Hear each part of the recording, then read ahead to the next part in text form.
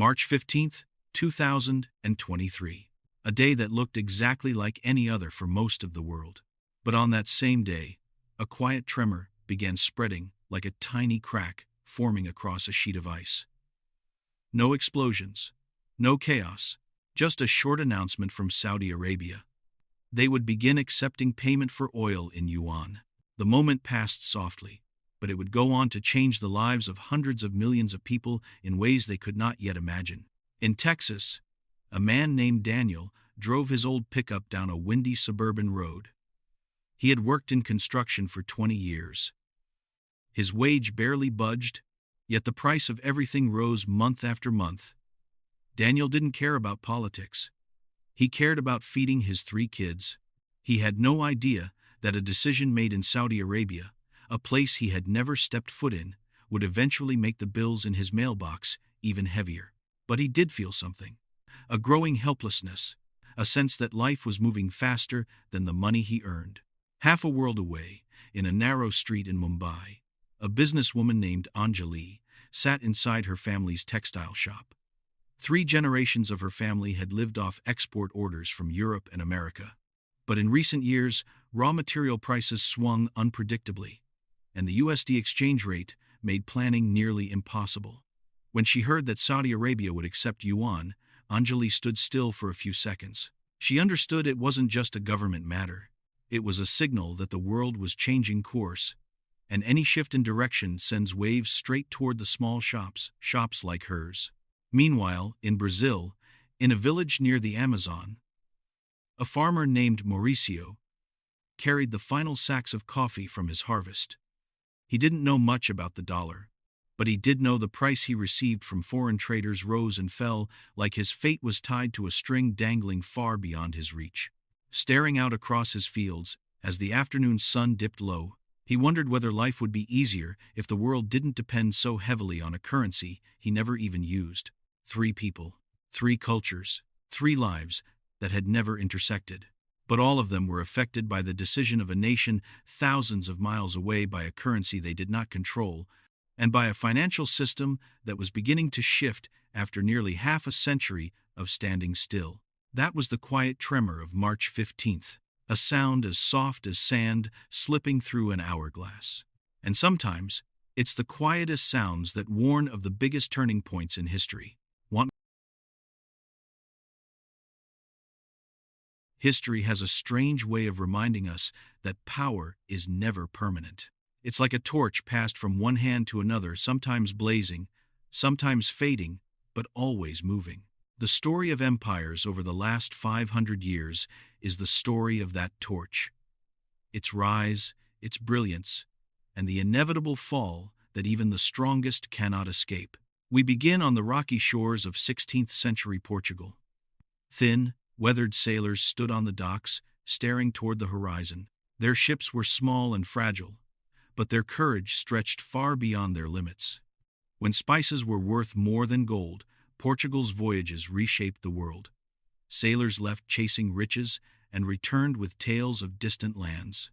They didn't know they were laying the foundation for the first modern reserve currency, but like all dreams, the empire strained under the weight of ambition. Too many wars, too many ports to defend, too little breath to keep the dream alive. Then came the Dutch, a small land surrounded by water, home to resilient, practical, disciplined traders.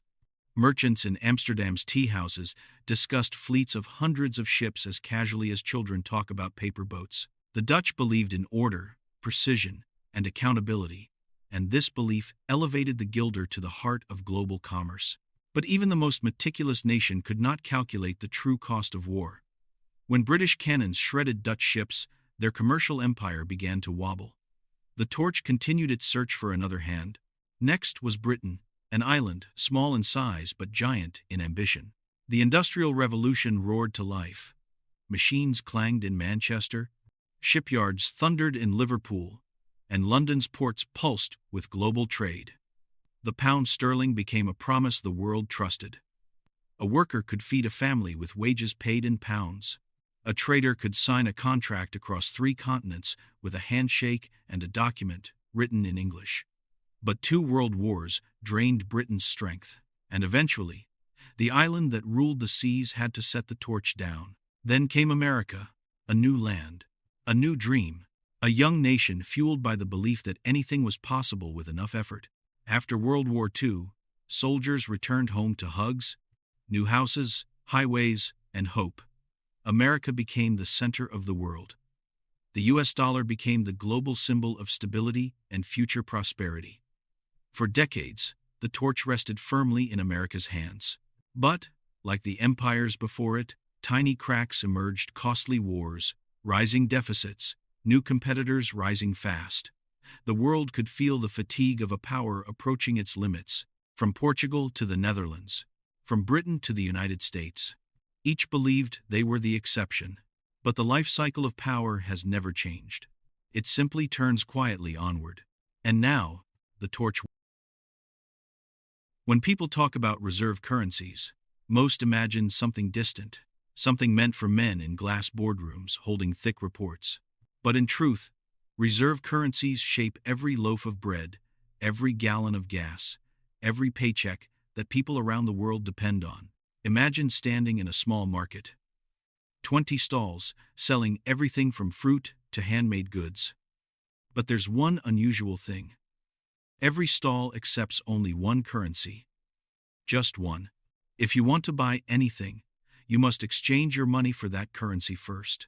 Not because sellers love that currency, but because everyone else does. Over time, it becomes a habit that lasts for decades. That is the essence of a reserve currency. When the US dollar became the center of global reserves, countries everywhere began accumulating it not to show off, but to protect themselves. To buy oil, wheat, machinery. To trade internationally. Reserve currency holdings are the shock absorber that shields a nation from global instability. But what people rarely mention is the enormous advantage this gives to the country issuing that currency. Americans call it seigniorage, a fancy word for something simple.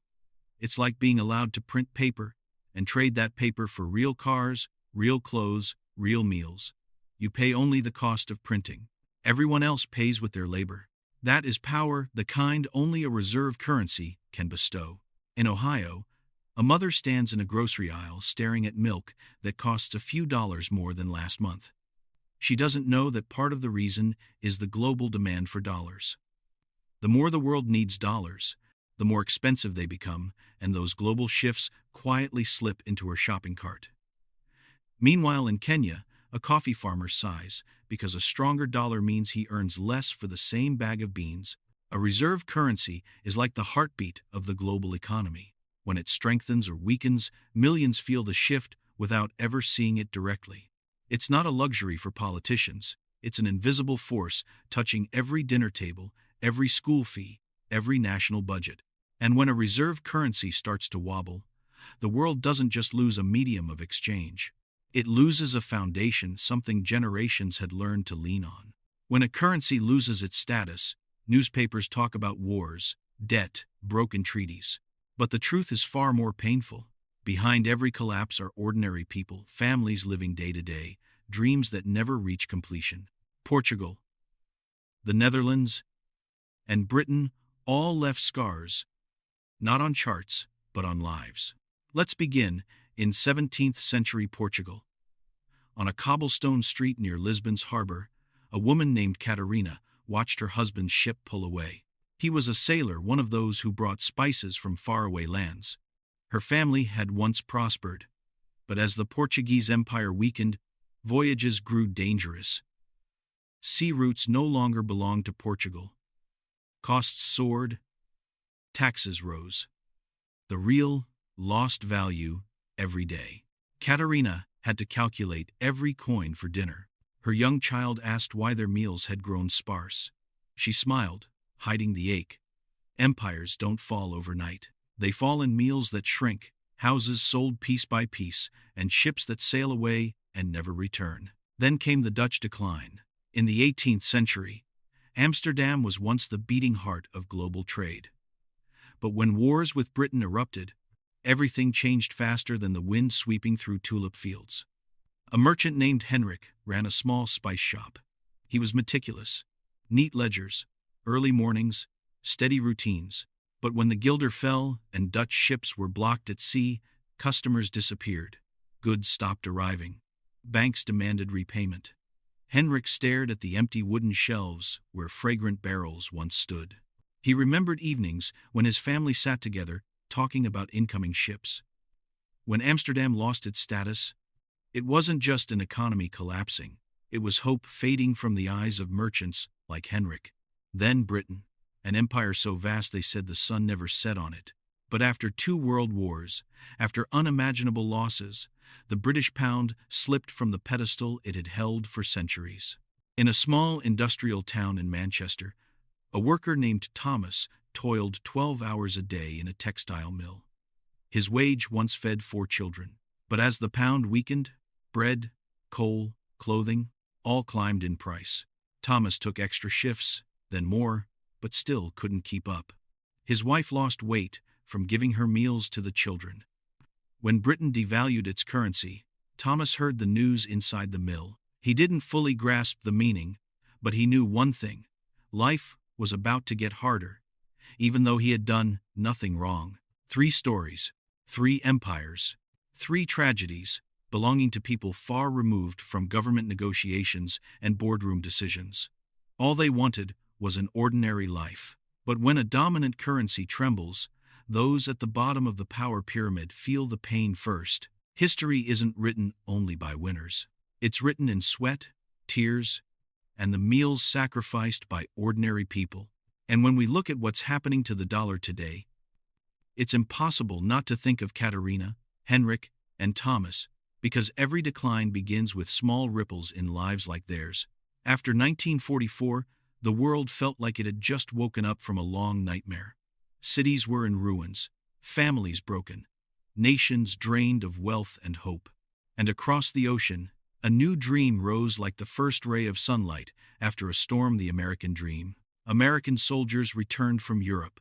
They hugged their wives, kissed their children, and stood in front of modest wooden homes, believing tomorrow would be better. Suburban neighborhoods sprouted row by row, each with a lawn, a swing set, and hope that the next generation would never live in the shadows of war again.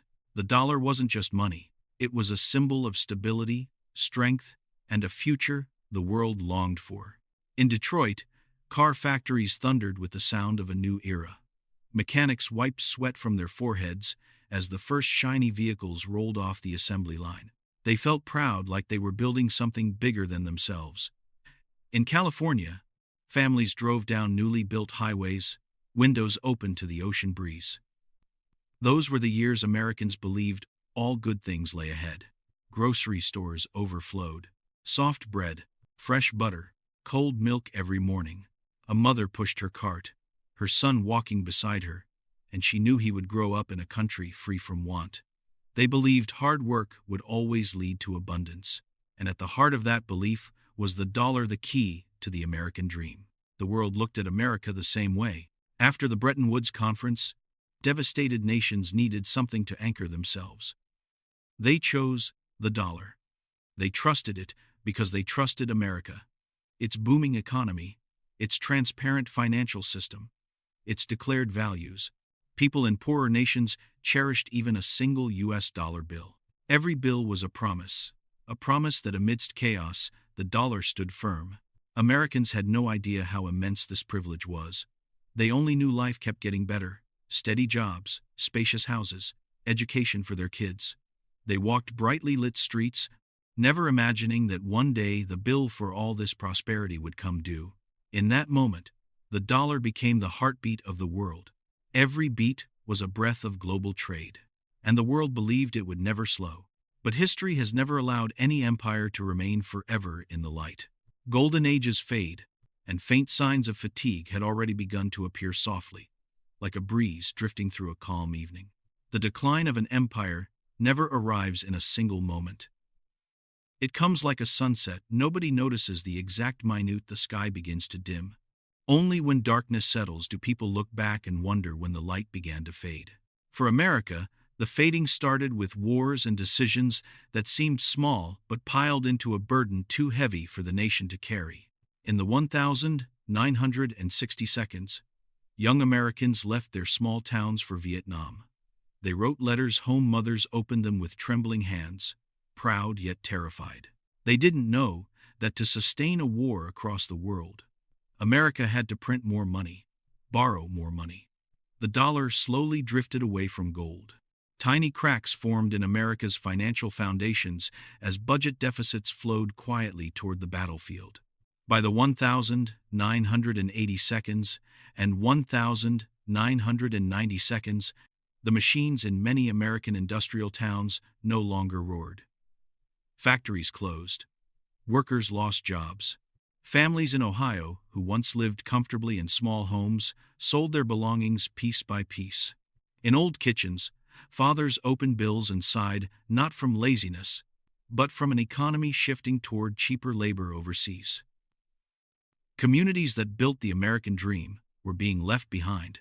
Meanwhile, across the Pacific, another nation was waking up. In Guangzhou and Shanghai, factories glowed through the night. Workers moved along endless production lines. China began manufacturing goods for the entire world.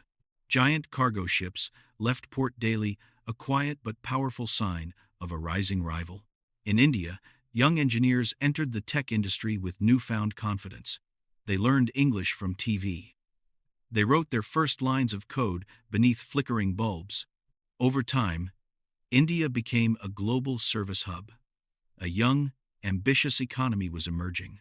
The advantages America once held exclusively were now appearing in countries half a world away. In Washington, debates were no longer about how to create prosperity, but how to spend money America didn't truly have. Year after year, national debt surged like rising waves. $36 trillion, a number not just on paper, but embedded in the futures of school children and in the anxieties of retirees wondering if their pensions would survive. Empires don't weaken because they lose power, but because the world changes faster than they can adapt. America remained wealthy, but not uniquely so. New rivals rose. Debt piled high. Old wounds from long wars lingered. Most Americans didn't see the decline clearly, but they felt it. In higher gas prices, rising rent, carefully calculated dinners. These were the first signs of a long era. America would have to confront a time when the empire's light no longer shone as brightly, and shadows crept slowly across the horizon. Some moments forced the world to rethink what it once believed was permanent. February 2022 was one of those moments. Within hours of conflict erupting in Eastern Europe, no bombs or smoke were needed. A different kind of weapon was activated, an invisible weapon, but more damaging than most imagined. Financial warfare. $300 billion of Russia's assets were frozen. One button, one decision, one silent act that echoed louder than any gunshot. The world suddenly realized money wasn't just money. It could be punishment. It could be a warning. It could be a weapon used in conflicts ordinary people never chose to enter. In Moscow, a middle-aged taxi driver named Pavel stood in line at an ATM as snow fell around him. He clutched his bank card, hoping to withdraw cash before the system shut down. Pavel wasn't a politician, not a general, just an ordinary man. But sanctions he had no say in turned his life upside down. When the ATM displayed an error message, he understood some financial door had just been slammed shut on his country. But Russia wasn't the only one who felt the shock. In the Middle East, finance ministers sat around conference tables, exchanging grave looks. If a major power's assets could be frozen overnight, what guaranteed the same couldn't happen to them? Trust in the dollar built over decades suddenly felt fragile. Across Africa, nations dependent on trade with both East and West began reconsidering their reserves. They couldn't risk a distant political decision collapsing their domestic economies. A bank director in Nairobi said he had never seen so many emergency meetings. Something was shifting, like underground water slowing before changing direction. In Riyadh, the heart of the petrodollar system, economic advisors fell silent. They understood a dangerous truth. If the U.S. could freeze a nuclear power's assets, they could do it to anyone. Trust doesn't shatter loudly. It fractures in quiet conversations, cautious glances, unspoken doubts. Freezing Russia's assets was a wake-up call. The world realized it had lived too long in a system where one country held the master key to global wealth. People began thinking, questioning, preparing. Ordinary citizens didn't understand terms like liquidity, forex reserves, or international settlement systems. But they did understand the fear of an ATM not dispensing cash. They understood rising prices they couldn't explain. They understood uncertainty. Weaponizing money doesn't just slow an economy. It suffocates the everyday rhythm of life. And on the day Russia's assets were frozen, trust in the dollar cracked. Not because America became weaker, but because the rest of the world became stronger and realized they needed a different path. Trust never collapses all at once. It thins from within slowly, like winter ice melting under sunlight. After the shock of Russia's frozen assets, the world entered its quietest yet most decisive phase. The phase where money stops running and begins drifting, like water leaking from between stones, silent but irreversible. In Manila, a worker named Ricardo stood at a remittance counter holding the dollars he earned from overtime. He sent money to his mother back in the countryside, but this month she received less, even though he sent the same amount. Exchange rates shifted. Bank fees climbed. Ricardo didn't understand why. He only knew his mother would have to skip meat a few times to afford her medicine. These tiny changes were the first cracks beneath the global monetary ice sheet. In South America, a Brazilian businesswoman named Camila studied her soybean export contract. For years, everything was priced in US dollars. But this time, her client asked if they could pay in yuan. Camila paused, not because she distrusted the dollar, but because she sensed the world turning, and she didn't want her family business left behind. In the Middle East, oil-exporting nations quietly adjusted their reserves. No speeches, no dramatic declarations. But they moved some wealth into gold, some into other currencies, some out of the U.S. banking system. Each small action was a drop contributing to a new river. Across Africa, where nations relied heavily on dollars for food and fuel imports, finance ministers pushed to diversify their reserves, not out of hostility but out of survival. No nation should place its future in a system that could change with the stroke of a pen. International reports began reflecting the shift. Dollar reserves fell from 70% to 60% to 58%. The world wasn't fleeing the dollar. It was simply stepping back, creating space to protect itself. Each step was part of Stage 5, the stage where trust is tested and then slowly breaks. Ordinary people didn't see tense boardroom meetings, but they felt the results. Higher import prices, currency swings, savings losing certainty.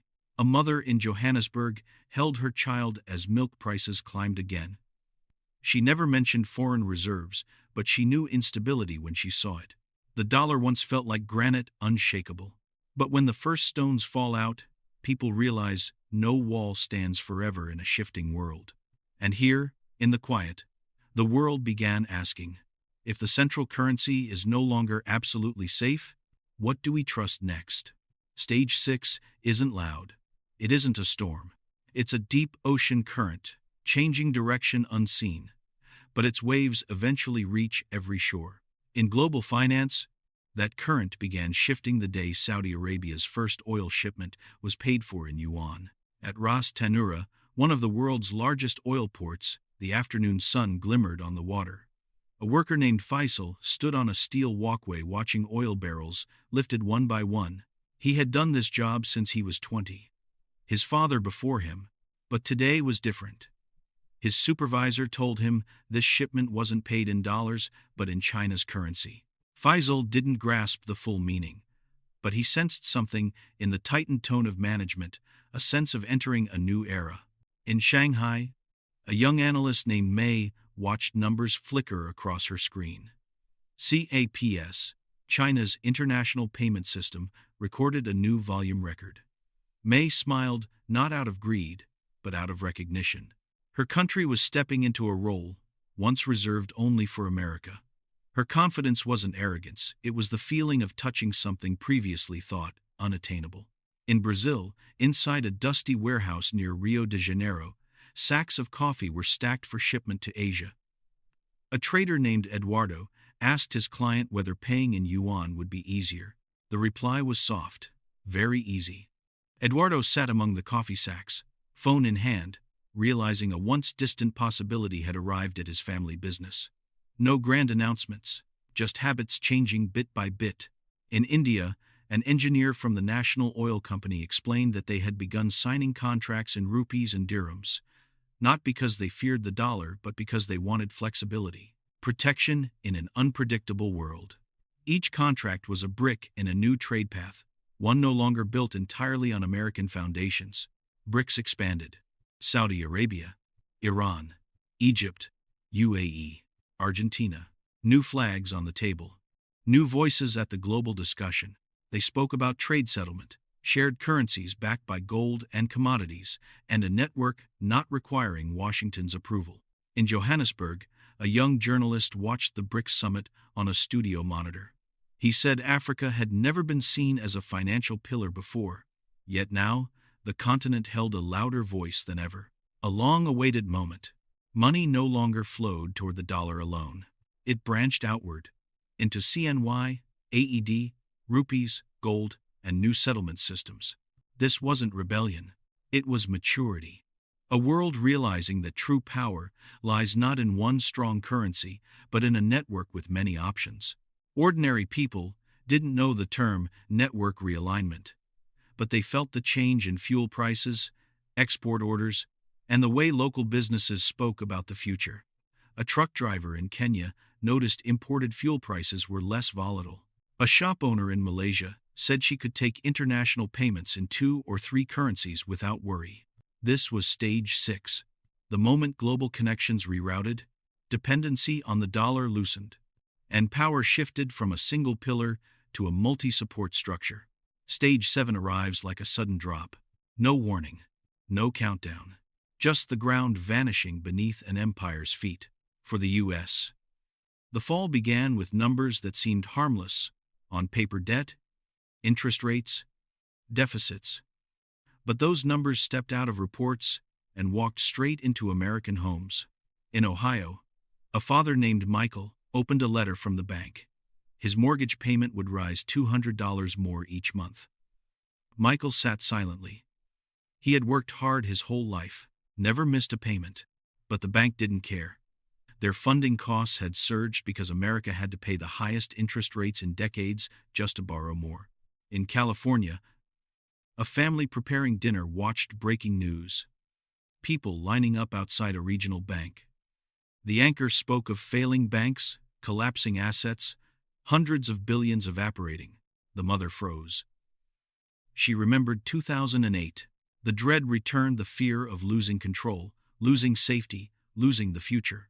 In New York, a retired woman named Eleanor went grocery shopping as usual. But today, eggs cost more again. She used to ignore price changes. Now every increase forced new calculations. She had trusted her pension to support her. But as the dollar weakened and the Fed printed money to prevent collapse, everything she believed grew fragile. Washington held midnight meetings. Advisors discussed $36 trillion in national debt. Borrowing new money to repay old. The risk of technical default. Ordinary Americans didn't need jargon, they felt the truth in their utility bills, at gas stations, in the weary sighs of factory workers after long shifts. In Texas, a rancher named Robert stood over his cattle herd. Feed prices rose. Transport costs rose. His business loan rates rose. He knew nothing about the Fed's war on inflation. He only knew that if prices kept rising, he might lose the ranch his father left him. In struggling neighborhoods of Detroit, families chose between rent or medicine. Impossible choices, but common during economic quakes. When trust in the dollar slips, pain hits the bottom first. Other nations watched America's fall and understood the truth. The era of infinite dollar printing was over. The privilege of boundless spending had reached its limit. As the world distanced itself from the dollar, the fall grew faster, deeper. Stage 7 wasn't just about debt or bank failures. It was the moment Americans realized the empire they believed in was descending too steeply to stay balanced.